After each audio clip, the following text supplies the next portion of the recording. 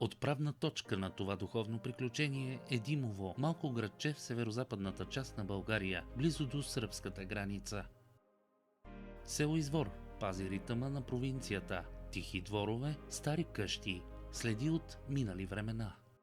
Изворският манастир Успение Богородично води началото си от 12 век, преживял разрушенията, възстановявания и нов живот.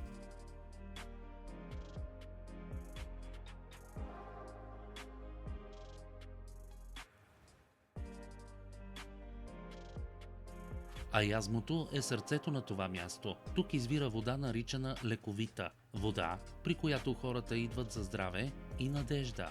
Дори и да не търсиш чудо, тук намираш глътка прохлада и тишина.